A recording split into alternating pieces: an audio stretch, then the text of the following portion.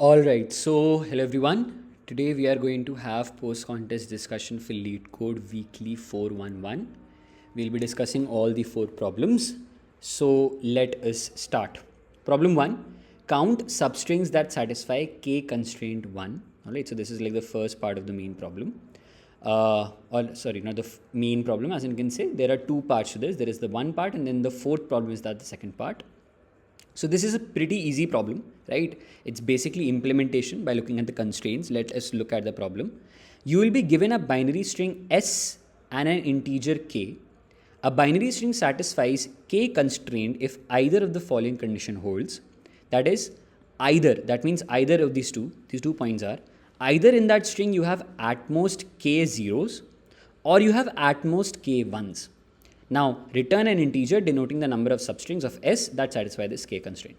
Now, looking at this question, it's very simple that if you are given a string and you're talking about some substring in that string to be checked, then I know that if I have a lower constraints, this is for the beginners out there, if you look at the constraints over here, S dot length is 50, which means I have a very small length to iterate into.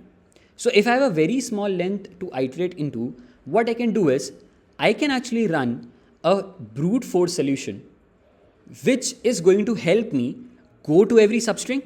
And then when I go to every substring, I can easily check or count what is the number of zeros in that substring, what is the number of ones in that substring. And if I see that any one of the condition is fulfilled with respect to the maximum limit k on both the counters, then I know that substring can be counted as an answer to this problem. Alright, so a very, very simple problem once you understand the constraints, right? If this would have been higher constraints, maybe we could have come up with a different solution. But for lower constraints, I know I am good to go. I can very well create a brute solution and it's going to work. Alright, so let's try to look into this part. So what is my target? Let's say the string looks something like this, 101, 10. Let me just increase this limit. I think you're good to go. 1 0 1 0 1. So what is the target? My target is somehow I'm able to extract all the substrings out of this string. What is the k limit that was given to me on this? K is 1. Alright, cool. So k is 1. So I'll be like, alright, in this string, main string, if I ask you what is the, can you print all the substrings for me? So I'll be like, alright, if I start from here, then here, then here, then here, then here. These are the 5 substrings. 1 1 0 1 0 1 1 0 1 0 1 0 1 0 1. Next time I can be like, alright, now that you have covered this much limit, now cover the next up limit, and you can say I'll be starting from this position, then this, then this, then this, and then this, so on. So I know that if now I want to write the next set of substrings, they can be 0 1, sorry, not 0 1, 0 0 1 0 1 0 and then 0 1 0 1. Then I can be like 1 1 0 1 0 1, then finally 0 0 1, and then finally a 1. So these are the total count, total substrings, all possible substrings written out of this particular string. Now you can use any ideal beginner method to calculate what are the substrings getting extracted out of this main string, because at the very end what your target is, let's say once you finally achieve any one of this substring, let's say I have this substring stored in, let's say, a new string t, then all I have to do is count the number of zeros in that string, count the number of ones in that string, both of start with 0, and let's say in this string 0 1 0 I count. What is the count of zeros? Count of zeros is 2. What is the count of ones? Count of ones is 1. So I know that count of ones is at most k.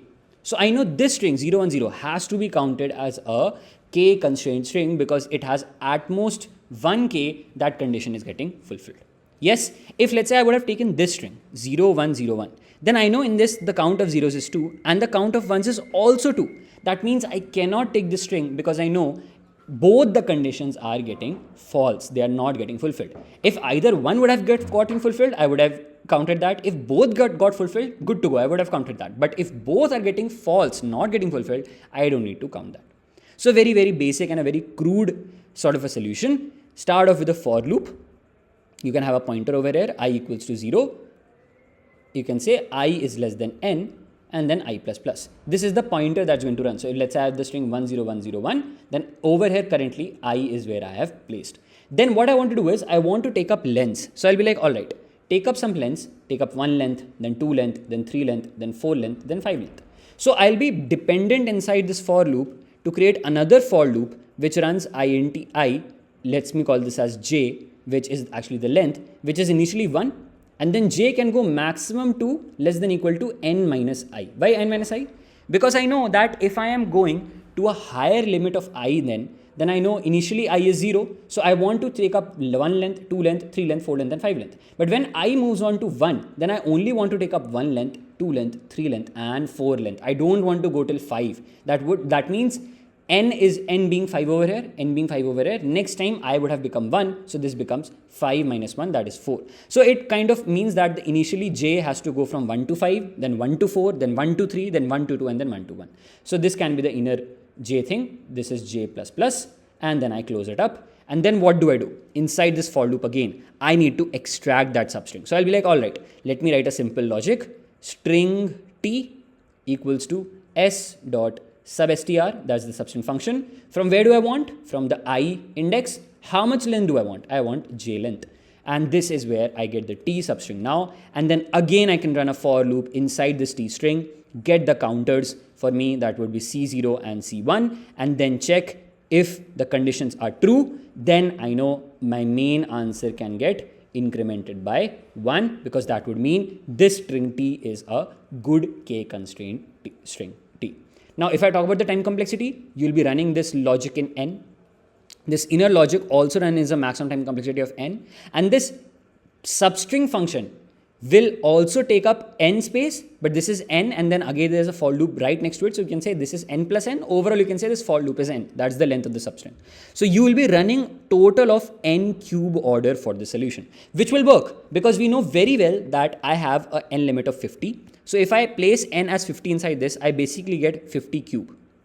That's all what I'm going to get, which is exactly equal to 1 to 5 and then 0, 0, 0, which means it's approximately 10 power 5. Approximately 10 power 5, right? 5 zeros, 10 power 5. So 10 power 5 solution definitely works. Not at all gives me a TLE. Yes, I'm good to go. And memory wise, I'm also good to go. So for this particular solution, since this is easy and for the beginners, a general advice, easy solutions are mostly brute forced, at least on Leetcode. So when you see first 2 problems or even sometimes first 3 problems, maybe you can try up with a brute solution, calculate the time complexity. It can happen that you actually form up a solution which runs in that brute force solution also, and you will be good to go. All right. So let us look at the solution now as instructed in the code. Take up the size of s, answer is 0.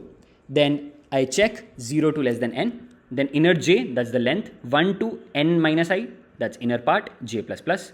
Then string t, I extract that string t, count the zeros, count the ones in this string t. I run a for loop for it, or you can say for ch, every character. If that character is 0, then I increment the count of 0 by 1, else I increment the count of 1 by 1. And then when I come out of the loop, what is my main condition? Either count of zeros is less than equal to k, or count of ones are less than equal to k. If any one condition becomes true, then I say answer plus plus. And then when I finally come out of this whole for looping, I know every time I have fully printed the substrings, fully extracted the correct substrings, and I have counted them for their condition case checking. So I know answer will give me the correct value of the, you can say the number of, k satisfying constraint strings. All right. Now, what about the time complexity? I will have a time complexity of O of n cube order, which is somewhere like 125,000 order, which roughly means I have a time complexity of 10 raised to 5 order. What about space? I'm not using any extra space. Yes. So I can say space is pretty much constant. Maybe I can say that I'm taking up some space for this string over here, but then that's not a thing that I can maybe like consider. Even if I consider that part, I know the strings are not very big. Maybe I can call that as 50 space, but that's all right. That's fine. You can say that almost I have a constant space only, because 50 is such a low number that you will be good to go anyways, right? So space is not a big deal for us. Anyways, this solution definitely passes. All right. So very easy and very direct approach problem. Let us move on to the second problem. All right. Maximum energy boost from 2 drinks. So let us read. You are given 2 integer arrays, energy drink A and energy drink B, of the same length n by a futuristic sports scientist. All right. These arrays represent the energy boosts per hour provided by 2 different energy drinks A and B respectively. You want to maximize your total energy by drinking 1 energy drink per hour. However, if you switch from consuming one energy drink to the other, you need to wait for 1 hour to cleanse your system, meaning you don't get any energy boost in that hour. Return the maximum total energy you can gain in the next n hours. Note that you can start consuming either of the two energy drinks. Alright, so let us try to understand this problem with this example. Let's say I have this array 4, 1, 1. And then I have this array 1, 1, 3. So what is this? This is basically an energy drink A. This is energy drink B. What they have given you is they have given that for every hour, every ith hour, energy drink A gives you in that ith hour, let's say this much amount of energy, and energy B gives you this much. Energy drink B gives you this much amount of energy. So you're not changing different energy drinks, as in like inside this energy drink B of this array, you are drinking the same energy drink, but it's giving you different power or different, what they have termed over here, energy, right? You can say total energy at a different hour. So I can name this, I can actually index this out. I'd be like, all right, this is the first hour, this is the second hour, this is the third hour. So that means if you drink energy drink 1 or A in the first hour, you get a 4 energy. If you drink B, you get only 1 energy, and so on, so on, so on. So now your logic is to start off by first selecting some energy drink. Let's say I start off with A. And then I'll finally say, am I standing at this ith hour? Let's say I'm standing at the first hour. In this first hour, I am standing at the 8th drink. That 8th drink gives me some energy, in this case 4. So I have two options. One option is, I can be like, let me take this energy, and if I take this energy, so my energy which started off with 0 now increments to 4. And I'll be like, all right, I have drunk some energy. In this case, I had drunk the energy drink A in the first hour, and I'm good to go. So I drink first hour from A. I extract that in the first hour. Now in the second hour, remember, since I had started off with A, I'm still standing on A. So I'm still standing at A and I'm standing at over here. That means now, if let's say I choose again to drink, then I would be consuming or adding this energy for myself. I'll be adding this energy, and this becomes 4 plus 1, that's 5. But there is one more option. The other option in the question is given is, what you can do is, currently, see this blue, sorry, let me not erase this. Yeah. See this blue arrow over here. This blue arrow over here denoted that you were standing at the energy drink A. But what can happen is, the person gives you, or this question gives you the power to consume, or sorry, not consume, in this second hour, have another option where now you shift from drinking energy A drink to energy B drink. And this will require 1 hour for you. So now that you have shifted, your arrow shifts to B. That means from now on, in every ith hour, the consumable energy will come from B drink because you're standing at B drink. But this 1 hour has been utilized. This 1 second hour in which you shifted, you got utilized, and you were not able to gain any energy from this. And now that you're standing over here, and now you're standing at the third hour. In the third hour, in the second hour, you said you shifted. But in the third hour, now you said, all right, I now have the option to drink this. So I'll drink this and get energy 3. So now my total energy becomes 4 plus 3, that's 7. And I utilize this. So again, what did I do? Over here, I can say third hour from B. So what did I do? I first drank in the first hour from A. Then I shifted to B. Then in the third hour, I used the B drink. So this thing which I did over here helped me gain 7 energy. And the argument is, I cannot go above 7. But the main problem over here is stating, now that we knew that I was getting 7 as the answer and somehow you formed this, but the question is, how do I code this up? How do you make sure that you report the maximum gain energy possible, by following this shifting sort of a parameter, or gaining sort of a parameter, where you, if you're standing at a drink, you get two options. Either you jump to the different drink by skipping that hour. So I'll actually state this out. Option 1, drink that energy in ith hour. Or option 2 is, this is option 1. Option 2 is, don't drink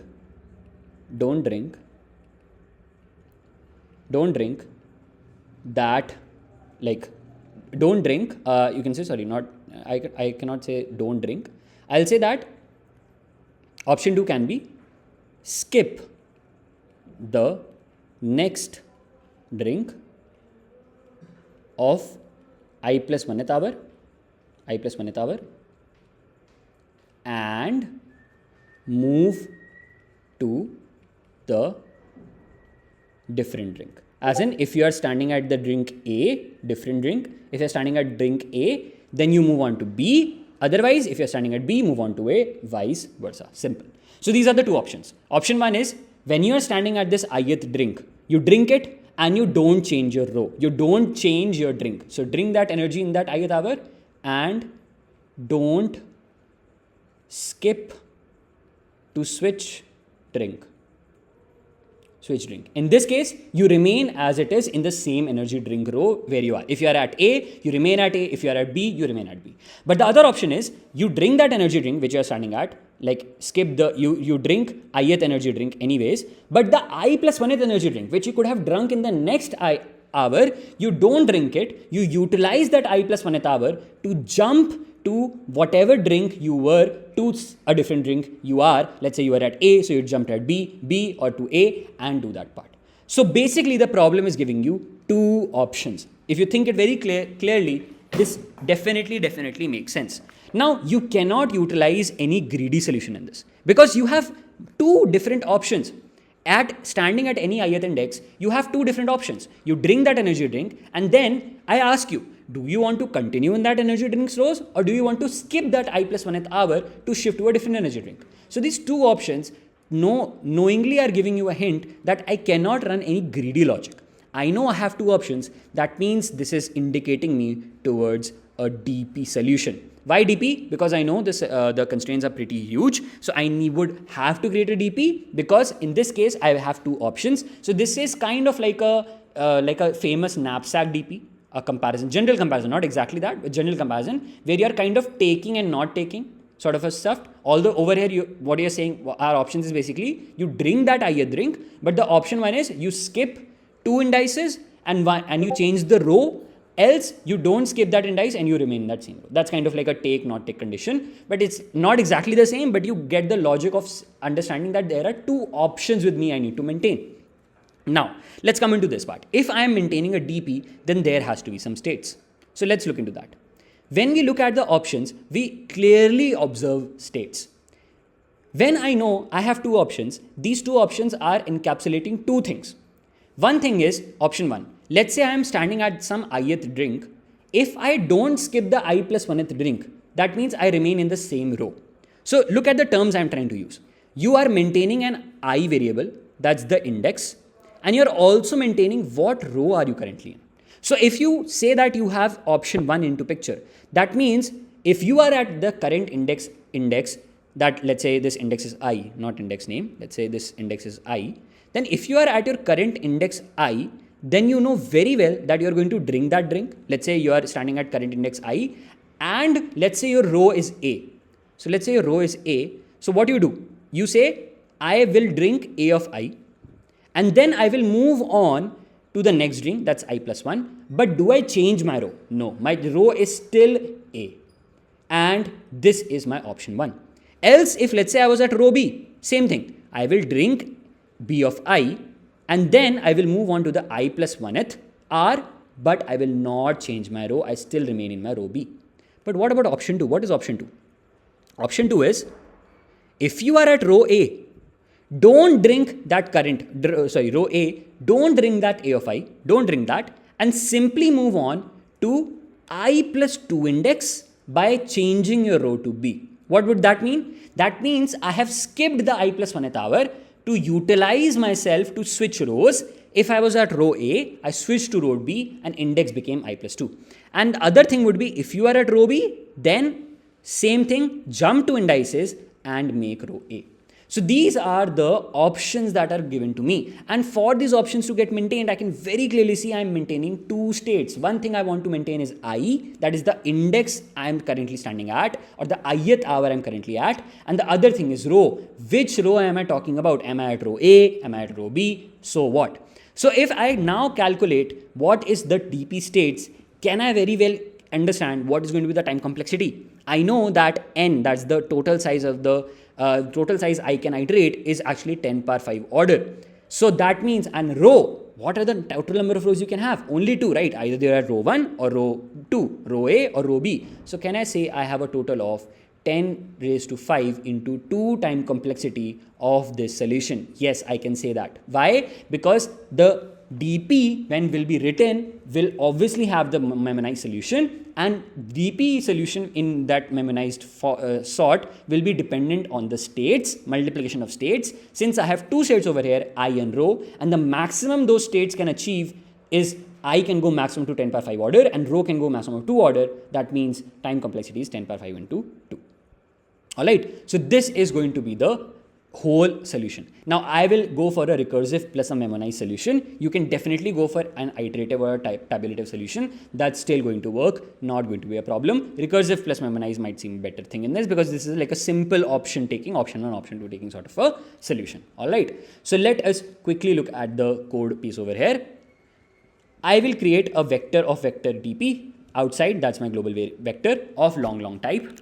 Then I will get the size, that's the size of A. I know size of A, size of B both are same, since A and B are same in size. So I get any one size, that's n. I'll resize the dp with n plus 1, and that's the total I states I can have, and total 2 rows, so 2 states. And everything starts with -1.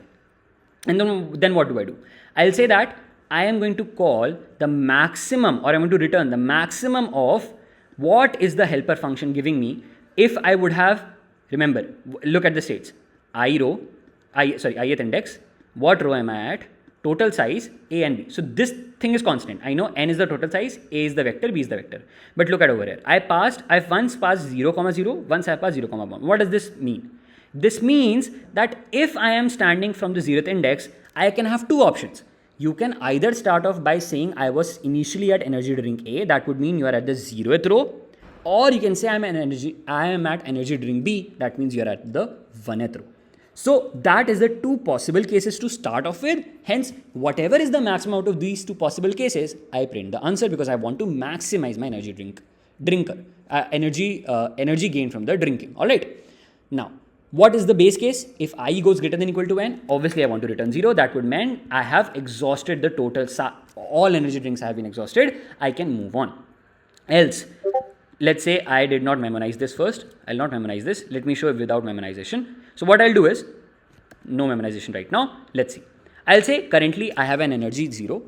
If my row is 0, then I will add on the ith energy drink, energy drink from the A array of the ith hour. Else I will add on the energy drink of the ith hour from the B. And then I have 2 options. Option 1. This is option 1. Skip and shift. That means I will skip the I plus 1th hour and make my row to be whatever different row it was. So if let's say I was at row 1, not of 1 would be 0, so I shift to 0th row. If I were as row 0, then not of 0 would be 1, that means I am now at the 1th row. So skip and shift. This is option 1. Option 1.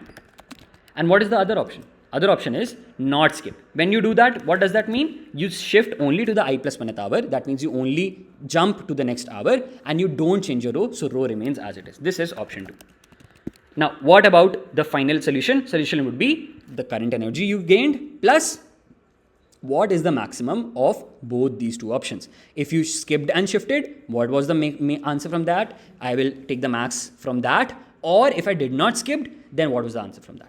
And this is the recursive solution. Now, if I want to memorize this, very simple. I declared a dp. I'm maintaining 2 states, I and row. So what I'll do is, if I and row already have an answer together as a state stored in dp, I'll return that. That's point number 1. To not you calculate every time each and every answer again and again, I can use pre-calculated solutions. That's the purpose of dp. And the other thing would be, once I'm returning this memorized state, I will also declare that this I row was equal to that value, so that I can utilize this once I move on.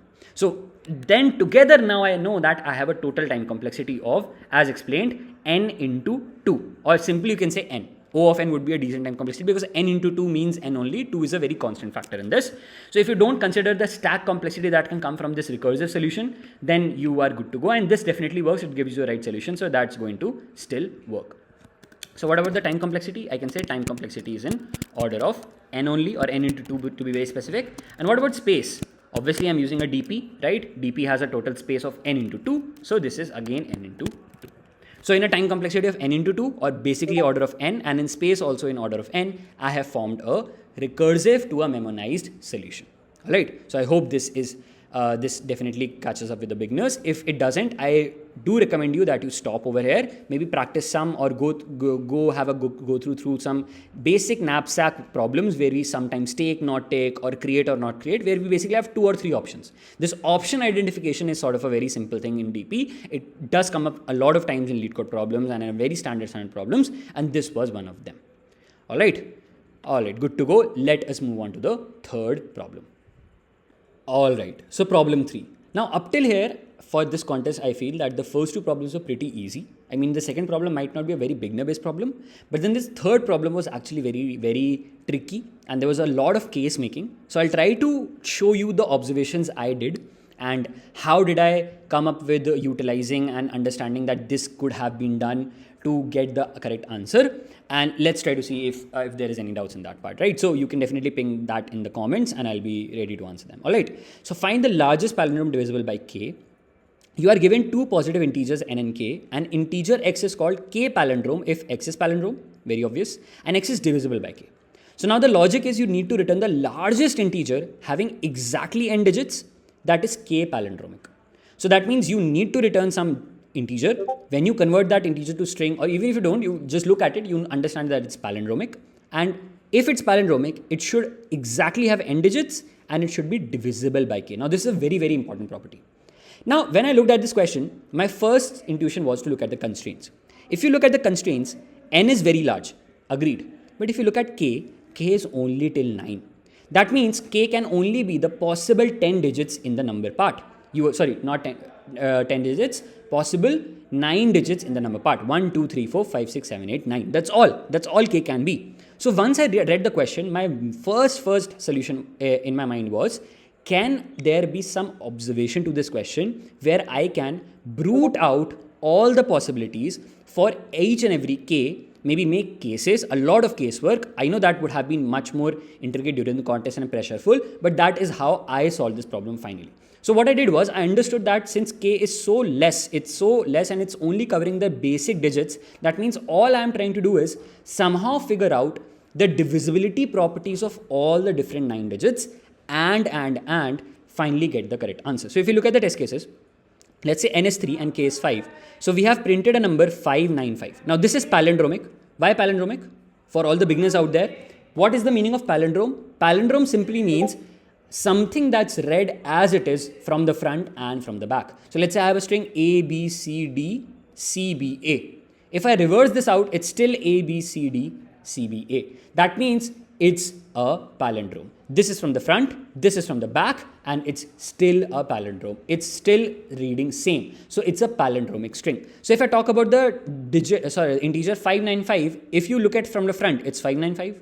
If you look at from the back, it's still 595. That means this is a palindromic x integer.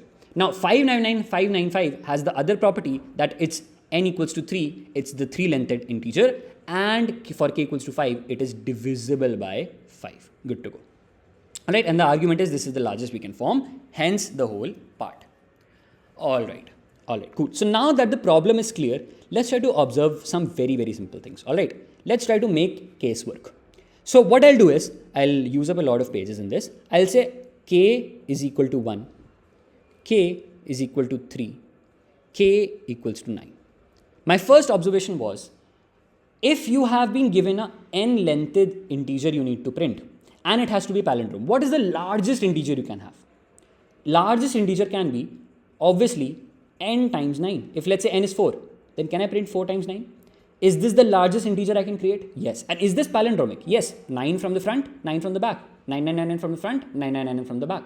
So if I have an n-length integer that I want to create, and it has to be the maximum in value, then that means I'm simply going to print 9n times, and it's going to give me the correct answer for that largest integer. But the other condition is it should be divisible by k. Let's now look into this. Tell me, if I have an integer that's all nines, some n nines, will this integer be divisible by 1? Your answer will be yes. Every integer is divisible by 1. So if k is 1, whatever n is given to you, will it bother you? No. Can you say that if k is 1, I can simply print n nines and that will give me the largest possible integer, that is palindromic? For short, that's palindromic. Yes, I know, for short, that's palindromic. But it's also divisible by 1.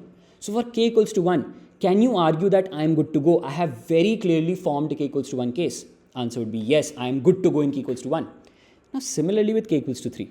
Tell me, if a number has to be divisible by 3, what's the property? The property is the sum of the digits of that number should be divisible by 3. Yes? So if I have a number 9 plus 9, sorry, 9, 9, 9, 9, 9, 9, 9, so on, so on, something, what is going to be the sum? The sum is going to be obviously n into 9. Yes, if I have some n nines, then the sum is n into 9. Is n into 9 divisible by 3? Yes, it is. N into 9 is divisible by 3. Put it 3 below as denominator, 3 gets 3 and you get n into 3. That's the quotient. It's fully dividing. So what does this mean? This gives me next hint. If k is 3, then can I say that by the same logic, I had no need to check further for n, I will simply print n nines. Yes, good to go. And then the final case in this, k equals to 1 is done, k equals to 3 is done, k equals to 9 is done, k equals to 9 is something we will discuss. What about k equals to 9? Same thing. If I have all 9s, the sum is n into 9. If I divide this by 9, will it fully divide? Yes, it will fully divide. I will get a quotient of n. That means if I have a k equals to 9 given to me, do I need to make myself anywhere close to thinking, what should I further do? Can I just blindly be like, I don't need to do anything further. I will simply print, I will simply print n nines and that will give me the largest integer, which is palindromic. It's of n size and it's divisible by k. Good to go. Alright, so now once I looked at this question and was able to, I came up with this thing within 5 minutes, right? I was able to understand that, okay, k equals to 1, k equals to 3, and k equals to 9 have direct answer, that's printing all lines.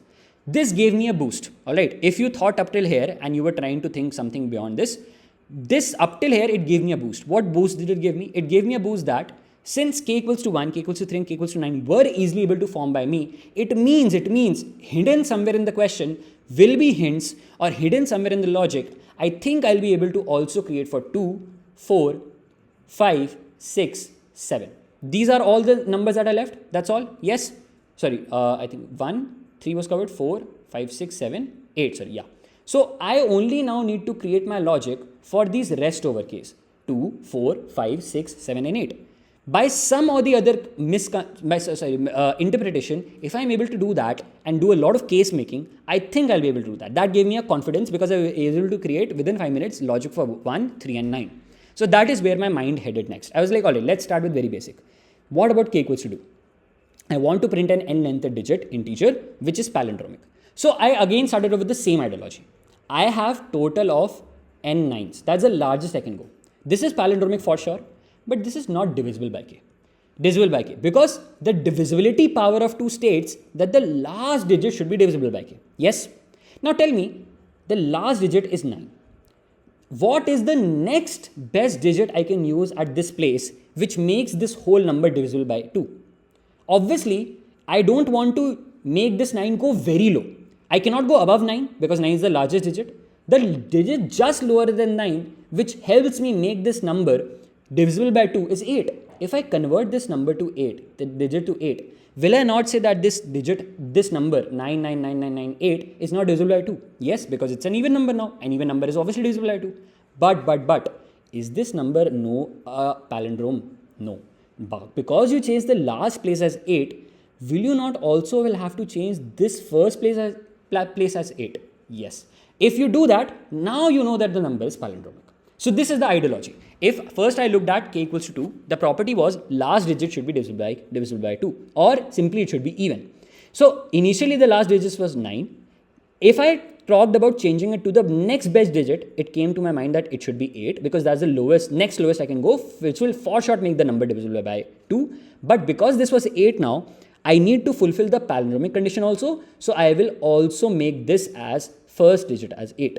So that means it gives me a hint now that for k equals to 2, the best condition is to simply print an 8 over here, 8 at the end. That means 8 at the front, 8 at the end, and then whatever is the leftover consume space you can, that is total n minus 2 size, print all 9s in this. So print all 9s for total n minus 2 times, print a 8 at the front, print a 8 at the end. This is going to give you a total of n digited number, which will be divisible by k and which will be palindromic. And this gave me the next confidence that yes, k equals to 2 is also done, k equals to 3 makes sense. I am good to go, and k equals to 2 also makes sense, k equals to 2 is good to go. So this is how I was trying to build up my solutions. Now that you are catching up till here, if you're not, try to pause the video, go back in some 5 or 10 minutes, you will get the whole logic, right? And I would recommend you to follow this along with paper and pencil so that you're able to draw some cases on your own and understand the observation I'm trying to picture you out to. All right. So now K1 was done, K1, 3, 9 was already done, K2 was already very well tackled. Now K equals to 4. Now, first question, very simple. What is the divisibility property of 4? Divisibility property of 4 states is last 2 digits should be divisible by 4. That is, the last 2 digits, if they are divisible by 4, then the whole number is divisible by 4. So let's go again. I had something like 9. Let's say this much 9. All right. Now, if I want to change the last 2 digits to be divisible by 4, what can I go? Can I say 99? Like these are the last 2 digits I am focusing on. So my condition was from 99 I can go to 98. Is 98 divisible by 4? No. 97? No. 96? Yes, it is. So if 96 is divisible by 4, that means I can create the last 2 digits to be equal to 96. Yes. And because this last digit now becomes 6, I will also have to make this first digit as 6. This gives me a number 69996, and this is definitely a palindrome divisible by 4. But I did not stop over here. What I asked myself was, what about something more? What about something more? Why something more? Because it struck to me that if you go even below this, what is happening? Because you place the 6 over here, you also decrease the very high place of 6 from 9 to 6 over here, which led your number to go into the power of 60,000. Yes, this is 60,000. Yes. But what if something more? What if something more? Let's say I did not stop at 96. I went to 95, not divisible by 94, not divisible, 93 not divisible by 4, 92 yes divisible by 4. But again same thing. If I make this 92, then this number becomes 29992. Very, very small again. Stop. 91 divisible by not divisible by 4, 98 not divisible by 4, 89 not divisible by 4, 88 yes, this is divisible by 4. But what about this case? If you place 88 over here, then that will force you to place 2 88s over here. And can you see that? Is this number much greater than the numbers you were trying to form? Initially, we were having these two options. Either you create 6999996. You could have also created 2999992. In this case, you know they were divisible. But look at the first place, this first number. Over here it's 2, over here it's 6, over here it's 8. Obviously, this number is bigger than these two numbers, so yes or no? Yes. So that means this number was much more greater.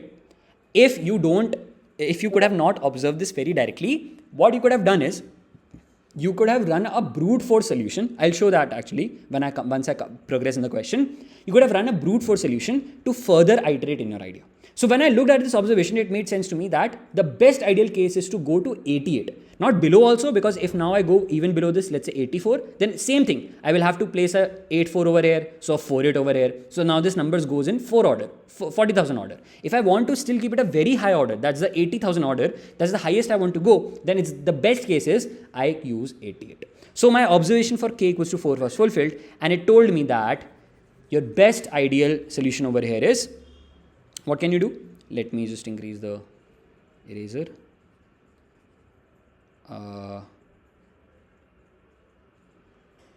Let's go back to 5 over here, I think. Yeah. And the eraser, I want a bigger eraser. Cool. Yeah. So what was my observation? I said, all right, cool. If this is the case, then what should you do? You can have 288 in the front, 288 in the back. And whatever is n minus 4 left at this position, print all 9s. Print all 9s over here. Yes, does this make sense? Agreed.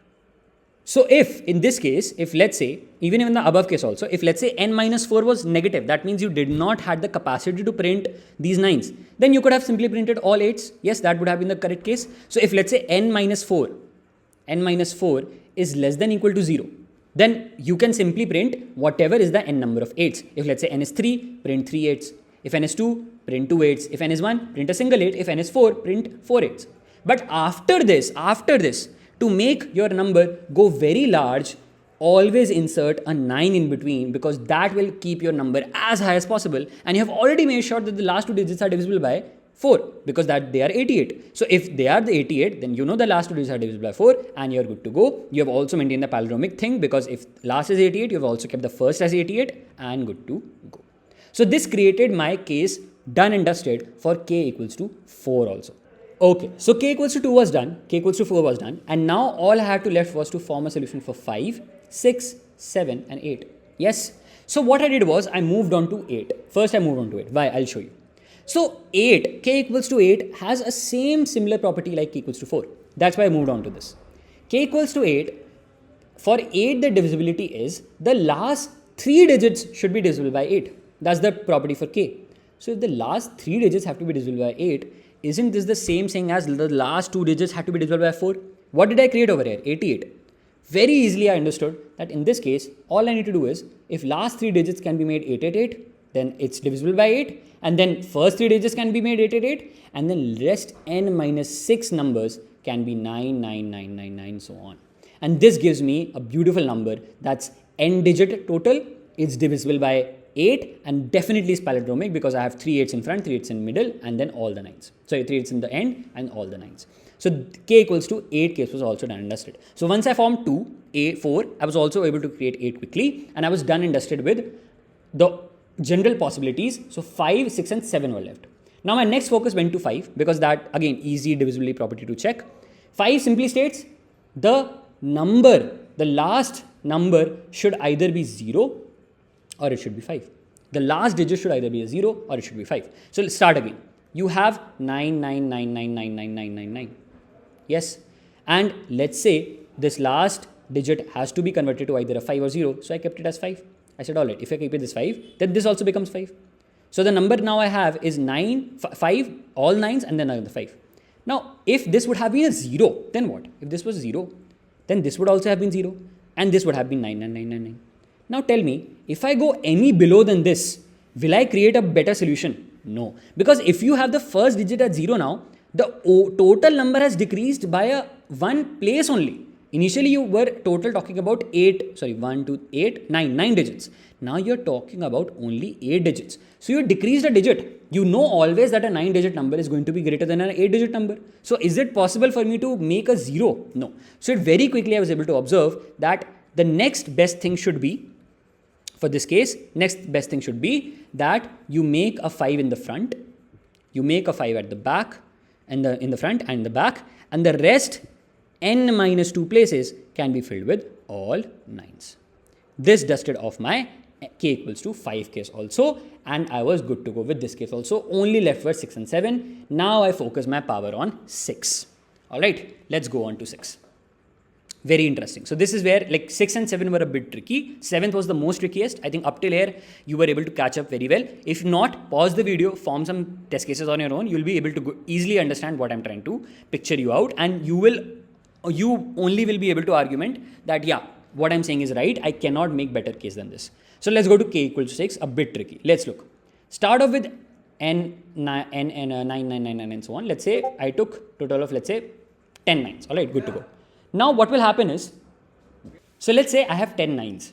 Now I know the sum currently is looking like somewhere like this, like n into 9, or if I have 10 9s, you can say 10 into 9, so on. Now for k equals to 6, the divisibility test is, should be divisible by 2 and should be divisible by 3. If it has to be divisible by 2, very simple. From the previous cases, we saw that I can convert the first digit to be 8 and the last digit to be 8. Voila. Now I know that the number is divisible by 2. So I total have the sum now as 8 into 9 plus I have 8 into 2. Yes, now I know if I divide this by 3, which is the divisibility test for 3, divisibility test for 3 says the sum of every digit or total digits in this number should be divisible by 3. Is this divisible by 3? No, not at all. It's not divisible by 3. What does this mean? It means I need to change something. Now my next observation was, if I need to change something, I need to obviously either increase the sum or decrease the sum. Currently my sum looks like this, 8 into 9 plus 8 into 2. Either I increase the sum or I decrease the sum. I know I cannot increase the sum. If I increase the sum, I will be violating this condition. I know I don't want to increase the sum. So this place is now fixed. I will not hamper these positions. Whatever I need to do is do somewhere in between this. So that first thing, it maintains palindromic structure and the sum reduces. If it reduces, I get the order. So first I have to observe this. 8 into 9, that gives me a total sum of 72. Plus this is 8 into 2, that gives me 16. Add this up, this is 88. If you do 88 mod 3, what do you get? Will I not get 4? I'll get 4. What does this mean? It means that this total sum currently is up by 4. If I'm somehow able to decrement the net sum by changing some digits to come below or exactly 4 less, then this whole number will come divisible by 3. So that is where my mind started looking. So first of all, I asked myself, do I want to change this number? If I change this number, then it hampers a very large number because I know this is a very higher place. This is like one of the rightmost places. So I don't want to change these places. If I look over here, this middle places are something I can hamper with because I know that this total number has a length of even. If this total number has length of even, I total 10 digits. So can I change this middle 2 places? How do I change them? If I make them as 7 and also I make this as 7, will I not decrement my total sum by 4? Because initially they were 9 and 9, now they're 7 and 7. So 9 plus 9 was 18, 7 plus 10 was 14. So you decrease from 18 to 14 in a net sum. That means now your total sum isn't looking like 8 into 9, it's basically 6 into 9 plus 8 into 2 plus this is 7 into 2. And if you add this up, now you know very well this gives you a total sum that's 84, which mod 3 gives you 0. So if we observed over here that if we have a even lengthed number, that is n mod 2 is equal to 0, then the ideal best case is to place 2 7s in the middle, 1 8 and 1 8 at the very end, and then whatever is n minus 2, sorry, not n minus 2, I can say n minus 4 by 2, this number of times 9 over here, and n minus 4 by 2, these many number of times 9 over here. This is going to give me the best possible case. So I tried to dry run this also. Like I formed up my own solutions. I said, all right, when n is 4, when n is 6, when n is 8, when n is 9, 10, 11, and I found that this case was definitely working. So what was the other thing? The other thing that hampered was if I need to maintain the palindromic structure, the other case in this again is, what if n mod 2 was equal to 1? That means let's say initially you start off with the same thing. You say I had, let's say 9 ones, 1, 2, 3, 4, or 7 ones, 5, 6, 7, 7 ones. Now try to hamper this. If I want to make this divisible by 2, same thing, change this 8, good to go, divisible by 2. But what about 3? Currently, the sum is 9 into 5 plus 8 into 2. Add this up, this is 45 plus this is 16. Add this up, this is 55 and then this is 61. If you ask me now, mod 3 is 1. That means this total value of sum is only up by 1. If I make one small change in a single digit, let's say this middle digit changes to 8, will I still maintain my palindromic condition? Yes, because the middle digit, if it's changed in an odd digit integer, I know palindromic feature still remains. And does the sum reduces by 1? Yes, it reduces by 1. So now the total sum turns out to be 60. And 60 mod 3 definitely gives me 0. Yes, good to go. So what was the other case for k equals to 6? K equals to 6, other case was if n mod 2 is equal to 1, then make a 8 in front, make a 8 at end, make a 8 at middle. Then whatever is the number of leftover ones, that is n minus total, I can say this can be called as n minus used up 3 positions. So you can say n minus 3 by 2. These many number of 9s over here. Similarly, n minus 3 by 2. These many number of 9s over here. And I again formed a lot of, like, this is a very direct observation I'm telling you because I don't want to expand the video a lot, but I would very well recommend you to sit down with a pen and paper and make these cases, and you will definitely come up with this idea. All right. So once this was done and dusted, it was a bit tricky, but I was finally able to figure this out. I got for k equals to 6 also. So now all that was left for me to do was for k equals to 7. Now this was the most trickiest part. I was not able to get any pattern in this because k equals to 7 has a very sort of a very not pattern based property. For k equals to divisibility test of k equals to 7 is basically that if you have a number n, let's say the number n is, let's say, like 999, then the divisibility test says is you remove the last digit, double it, and then decrement that digit from the leftover position. So you say 99 minus 9 into 2, that's 18. This new number that comes should be divisible by 7. This is the divisibility test of 7. I know it's very bothering. All right. So once I googled the divisibility test of 7, it came to me very quickly that I will not be able to form any pattern just by pen and pencil. I need some more conclusion to this. So what was my next solution? This is some recommendation I'm giving you for beginners also. All right. Again, I know that the solution can be maybe like the problem can be solved by some very intricate DP. I'm very well aware of that part, but I did not want to go into that area because observations is something you need to have a practice on, because this is kind of like an ad hoc problem. So ad hoc problems requires a lot of observations. All right. So my next observation was, all right, I need to create some pattern. To create a pattern, I need data. Without data, how can I create a pattern? That means the data should be, I need the answer for n equals to 1, n equals to 2, n equals to 3, n equals to 4, n equals to 5, so on till whatever limit I can go in my boundation, I need that answer. If I get somehow the correct answer for n equals to 1, 2, 3, 4, so on, maybe I can look at that series and maybe I can figure out some pattern. But the first thing was, I need to get that pattern. So how do I do that? Obviously with the help of code. So what I did was, I'll show you. I wrote up a code for myself. What did I did? I took a very simple for loop from reverse order and I wrote a is palindromic condition where I would have first checked is the current number palindrome. If it is that number also dividing k? If it is, then I would print that number and return. That would be the first place from the backhand side, iterating from the highest 9s to less than equal to 1.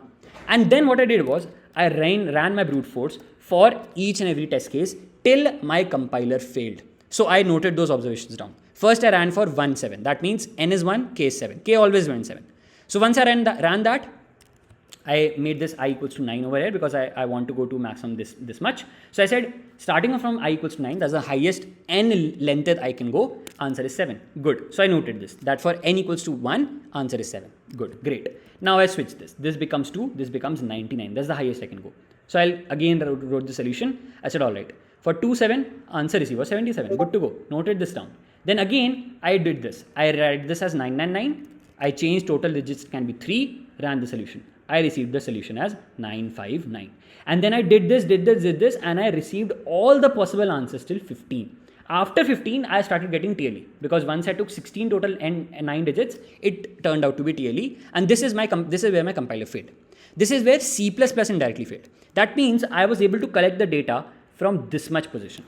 Now, once I collected the data from this much position, look at the observations. I'll actually show you my observations. All right. Look at there very neatly. Once I look at this data, I understood that there has to be some repetition. Why? Because my intuition was like, if there is no repetition, there has to be there will be a very randomized answer, and it won't be very possible for me to calculate a randomized answer for such a third problem only in Leetcode. Why would there be a randomized answer? There has to be some pattern. So I was fully focusing on finding a pattern. All right. So I actually found a pattern. Look at the pattern over here. Once I exceeded the limit of 12, that is this place over here, I started to observe that I'm getting back, let's say for like a 0-digited answer, you know that you had an empty string. So like nothing for n equals to 0. Now let's try to see. This is like an empty space. So I'll underscore this out. It's an empty space. All right. So after the 12th place, what was happening is, if I look over here, the 12th place, I have 6 digits over here. I have 6 digits over here, right? 6 9s over here, 6 9s over here. Let's bifurcate over here. In this middle, I have nothing. That's emptiness. This emptiness is basically at the 0th position. Now look over here. In the 13th place, let's bifurcate the 6 digits over here also. And let's bifurcate the 6 digits over here also. What is this 7? Isn't this the answer to 1? Yes. Again bifurcate. Let's bifurcate. I have 9 over here, 9 over here. What is this answer 77? Isn't this the answer to this 2? Let's bifurcate again. I'll actually zoom this out. Let's bifurcate again. Take out 6 9s from here, 6 9s from here. Answer is 9, middle part is 959. Isn't this the answer for 3? Yes. Is that right? Yes, that was right. So now because my compiler failed after n equals to 16, I was in a mindset that now I need to utilize some other language. Either I could have utilized big integers in Java, some big library in C++, or Python. Python has a very good handling of approximately 100 to 200 digits. So what I did was, again, I'm repeating this again, this is not a beginner friendly problem. Either way, even if you go by DP, it's not a beginner friendly problem. If you don't, it's not, because if you don't have very small knowledge of how you can write up simple you can say Python function to create this thing out, it's going to be a problem. Again, I did not create any extra Python function. What I did was simple. Now, up till here, my idea was that if my condition is right, then the next number should be look like 6 9s, then 9779, that's the answer to 4, and then 6 9s again, and this would have been the answer for 16. So my all I had to ask Python was, is this number divisible by 7 or not? And that's what I did. I simply said, let me copy this number, let me go to the compiler, and let me ask Python, is this number divisible by 7? And when I ran it, to my surprise, it turned out to be 0. That means if this number is completely divisible by 7, that means the correct answer for 16, for n equals to 16, should have looked like this. Same ideology, for 17, the answer should have looked like this. That is 6 9s over here, and then 99799. That's the answer to the fifth n in the middle. Checked again. Is this particular number divisible by 7 again? Checked it. Asked Python, because it can handle large numbers. So I asked it, yes, very well, turned out to be mod 70. That means answer is right. What about 18? Checked again. What about 19? Checked again. What about 20? Checked again, and so on, so on. I checked up till like 35 to 40 places. I don't want to do that on video right now. But once I did this, I was fully convinced that if my cases are not falling till 40 places of the series of this 7 divisibility test, then I know for sure I am getting the correct answer. I am working in the right intuition, the right head mindset. So this is where I said, let's just write the code for it. If it gets accepted, fine. If it doesn't, let's maybe change my idea. And it did get accepted. All right. So this is the whole idea I have followed for k equals to 7. All right. So now I have discussed all the k's separately, right? So what I'll do is, let's try to quickly look at the code so that we can revise each and every case, and we'll see how did we manage that out. All right. All right, cool.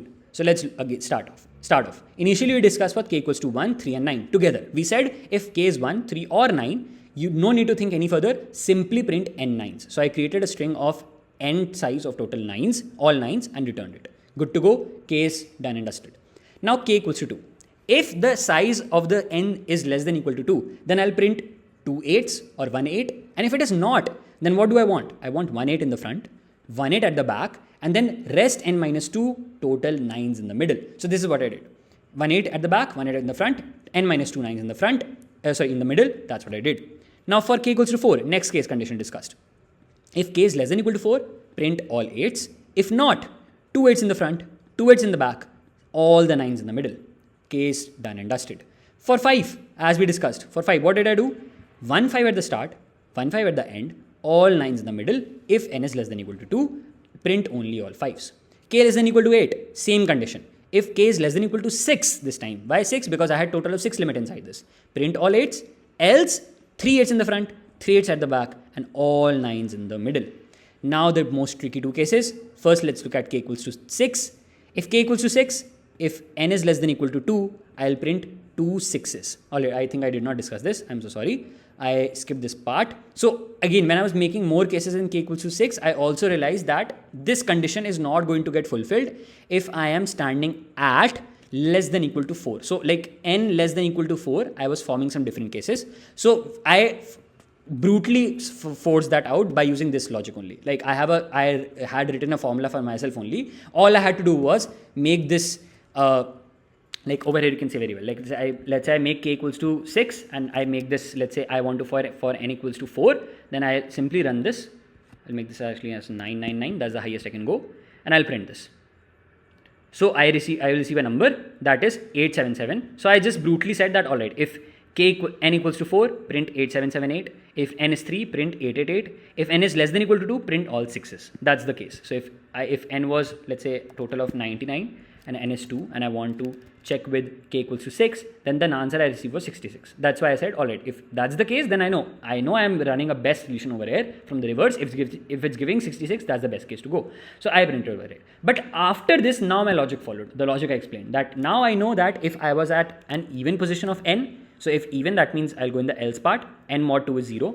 If I'm at even position, I'll be printing 1 8 at the front, 1 8 at the last, 2 7s in the middle, and then n by 2 minus 2 9s in this position and also in this position. Same thing, if n mod 2 is equal to 1, that means I'll be printing 1 8 at the front, 1 8 at the middle, 1 8 at the end, and all the leftover positions to be filled by 9. That is n by 2 minus 1 position to be filled by 9. And this covered up my k equals to 6 case. Now came the best trickiest case, that was for k equals to 7.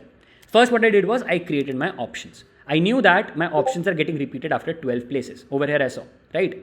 Till 12 places I was good to go.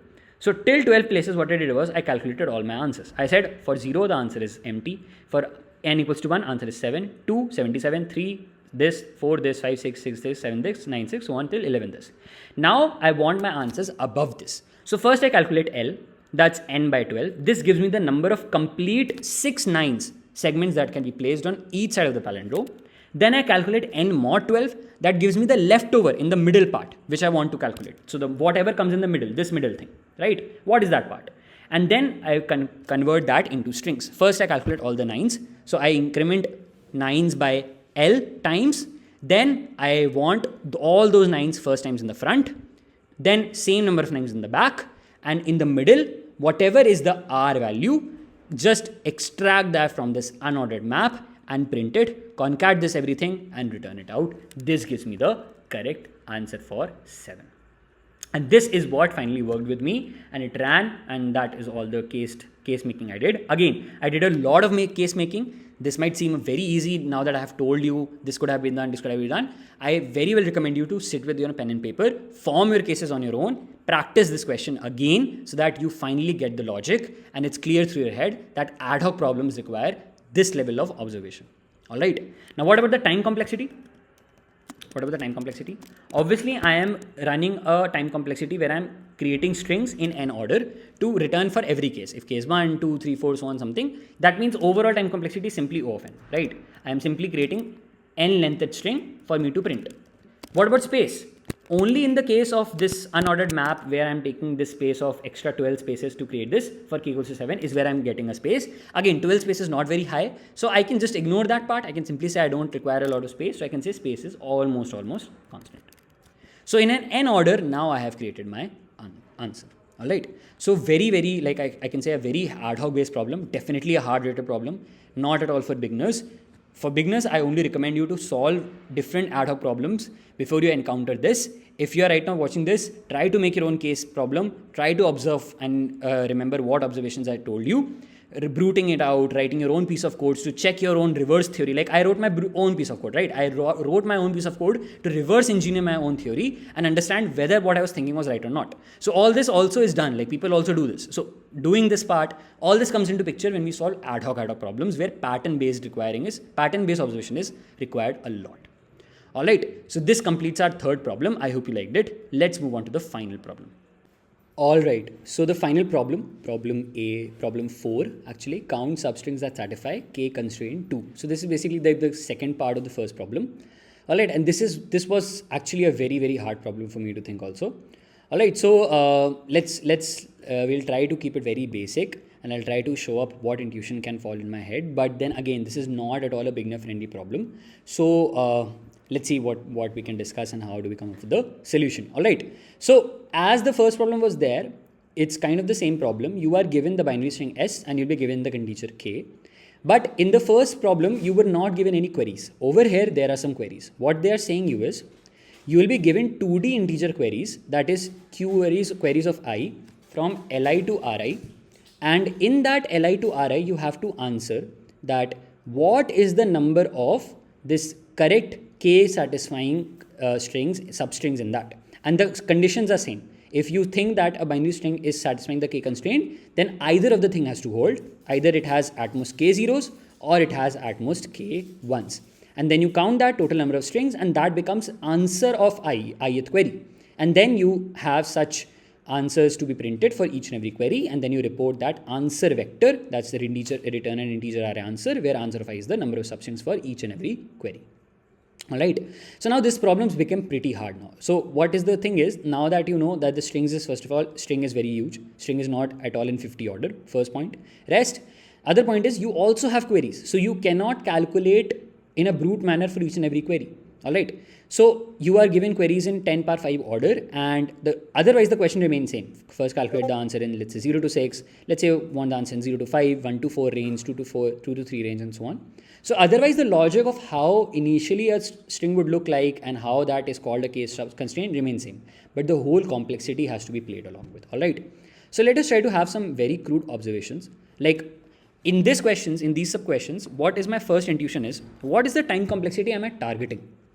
Alright, so let's look into that. Obviously I have a queries length that is in 10 power 5 order. To process the queries, I would require a for loop which goes to each and every query and then answers that. Yes, so that means I will have a O of Q order already in my queries. Agreed? Yes. Now inside this, if I run a logic that is, let's say, working in O of n order, just assume, let's say O of n, will this work? No, because you have a Q into n order, and that would be in, since n is also in 10 power 5, that is, not n being basically size of the string. So if n is in 10 power 5 and queries already are in 10 power 5, then you will run into a 10 power 10 order and you will get a TLE. That means you cannot form this solution. It's not going to work. That means we need something lower than this. So my next mind that ran was, the next lower time complexity of the inner logic can be reduced down to log of n. If I have a log factor of complexity, whatever code I write inside this, then I will get a complexity of q log n. And q log n complexity would mean I have something like a 10 power 5 into log of 10 power 5, which means like approximately 10 power 5 into 20 iterations, like log 10 power 5 is like 17, 18 something. So that still gives me a 10 power 6 order, which is good to go. And even better than this, like if I can go even better than this, then the best thing next to this would be that inner logic runs in constant time complexity. So better than log n would be if I have a constant time complexity, then I am for sure good to go, because I know now my time complexity would only be O of Q, and O of Q definitely works. So my mind ran in this logic that I need something that's log n will be fine, or even constant, that's fine. But since log n is giving me more space, more time complexity, more things to play along with, that means maybe log n is something I can first put my energy into. So now when we look at log n, one thing that comes into picture is binary search. There is like normal binary searches work in log n order, and problems like this actually give, by experience, I can say this, that normally problems like this ask you, if you're going for a log n order inside the logic, then somewhere or the other you're running a binary search, because a binary search is helping you run a log n order, and that is helping you calculate the answer. So my other intuition was, that means maybe somewhere inside something binary search is something like that is getting run, and it is helping me calculate my answer quickly. Alright, now let us try to have some quick constants and observations that we can create. Alright, so let's say I have this string. This string is 0, 0, 0, 1, 1, 1. 1, 1, 1, 1. Okay, 7 length. Alright, so n is basically 7. So what will I do is, I know that I can run a 2-pointer sliding window. I can run, again, not beginner terms, so I don't want to make it much more complex, but using a 2-pointer approach, 2-pointer sliding window approach, what I can do is, I can calculate that for each ith index, what is the leftmost index for which, let's say that index is index L, for which L to I has valid substrings.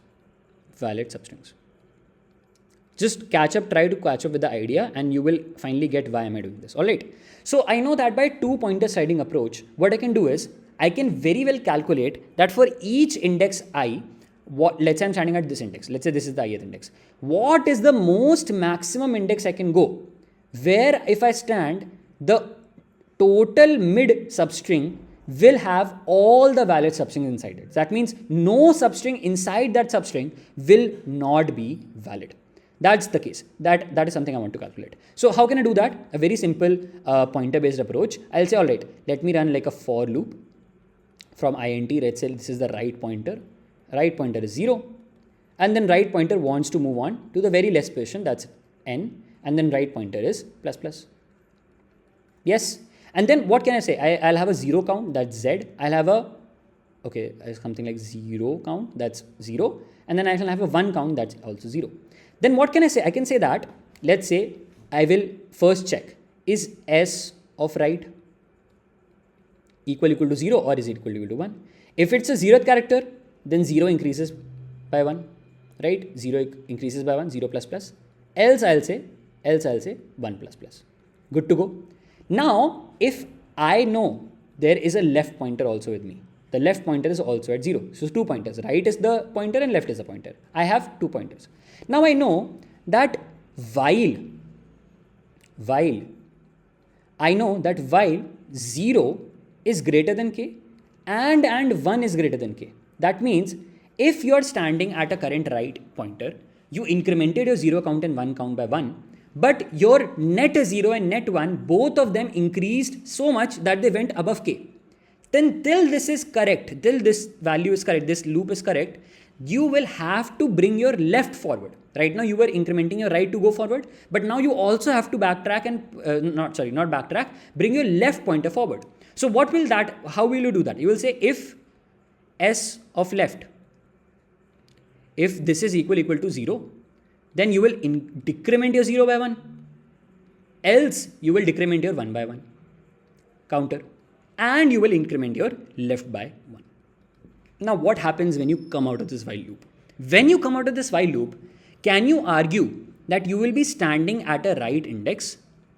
One pointer will be at a right position. Let's say this is the string. S1, S2, S3, so on till Sn. So that means when you come out of this pointer, you will for sure be standing at, let's say a right pointer will be here. And the left pointer for that corresponding right position will be at a location where you know for sure that this is the leftmost left position where I knew that let's say this is the left. So if this is where my loop would have ended, I know the between substring from this has all the valid substrings. So I can create a previous sort of an array where I can say my right, for previous of right, my answer is left. All right. So now let us try to dry run this on the case itself. So the test case is 0, 0, 0, 1, 1, 1, 1. So what will happen is I have an initial array, 7 positions, all empty. All right. I will try to calculate the answer. So first right starts with here. This is right. This is right. And then this is also the place where there is left. So when right is at the position 0, count of 0 is 0 right now. Count of 1 is also 1 right now. And for this test case, k was 2. So now you incremented 0 by 1, 0 became 1. Now tell me, is 0 and 1, are both of them gone greater than k? No, they haven't gone greater than k. That means till this r, the leftmost L that's possible is also 0. So r was also 0. This is 0, 1, 2, 3, 4, 5, 6 position. This is also 0, 1, 2, 3, 4, 5, 6 position. So you will say that for this R0, L was also 0. So I'll save for R0, L0. That would mean that till this index, the leftmost index which I can go, for which I will find all valid substrings, is 0. Now move on. R becomes 1. Counter increases from 0, 0, 0, 1. This becomes 2.